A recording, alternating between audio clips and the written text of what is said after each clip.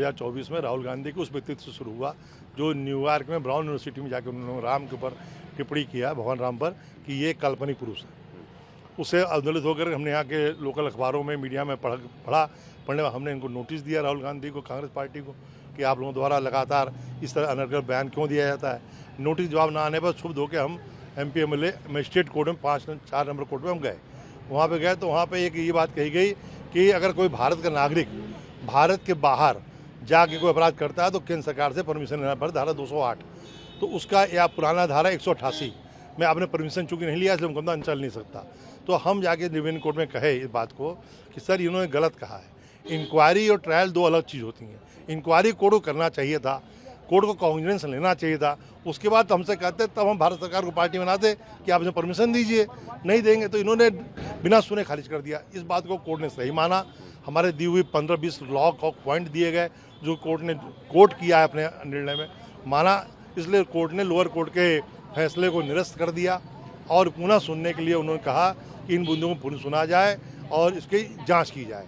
तो जांच के बाद अगर सत्य होता है तो माननीय राहुल गांधी जी जिन्होंने ये स्टेटमेंट दिया है उनके ऊपर BNS की जो धाराएं हैं, जो 5 साल सजा की धाराएं हैं, 163 इत्यादि जो धाराएं हैं, ये संगीन धाराएं, 5 साल सजा वाला है और 5 सजा होने पर सजता भी निरस्त की जा सकती है। तो ये संगीन धारा है, इसलिए राहुल गांधी को आना पड़ेगा यहाँ पे, आकर के अपना बचाव में अपना बेल कराना पड़ेगा, क्योंकि ये डांडिक अभिक्रिया है। ये रिफिल सिविल कोर्ट नहीं है कि वकील आ गया उनका काम हो गया। इनको खुद आना पड़ता है, आकर के अपना बेल कराना पड़ेगा, पेश होना पड़ेगा। इसलिए ये मुकदमा गंभीर है। तो ये क्रिमिनल केस है, इसमें राहुल गांधी को निश्चित तौर से होना पड़ेगा, हाजिर होना पड़ेगा। ठीक है। अब ये बताइए कि कब से शुरू होगा इसका ट्रायल? इसी हफ्ते शुरू होगा।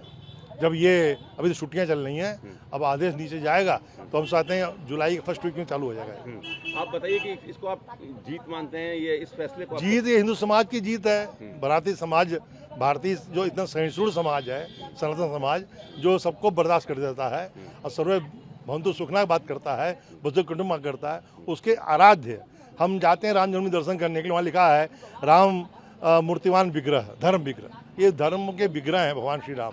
हम लोग सुबह से शाम तक भगवान के नाम पे ही सारा काम करते हैं। उनको काल्पनिक बता देना ये नई बात नहीं है। राम सेतु काल्पनिक बताना, राम जन्मभूमि काल्पनिक बताना, ये कांग्रेस के पैटर्न में बात आ गई थी। राहुल गांधी ने उसका मेरे काम फिर कह दिया। तो आज का हिंदू समाज अब जागृत समाज है, उसको उसे बर्दाश्त नहीं हो सकता कि आप हमारे प्रभु के बारे में ऐसा क्यों कहते हैं, इसलिए हुआ। अब मुझे बताइए कि MP MLA court Yuzvendra Vikram Singh की कोर्ट ने ये जो फैसला दिया, एक लाइन में क्या कहते हुए फैसला दिया? दोषी मानते हुए फैसला दिया कि ये जो कहा गया, अगर ये कहा है तो दोषी है, इसकी जांच होनी चाहिए। यही इसका लबोलबाव है पूरे मुकदमे का। अब सुनवाई किस कोर्ट में होगी?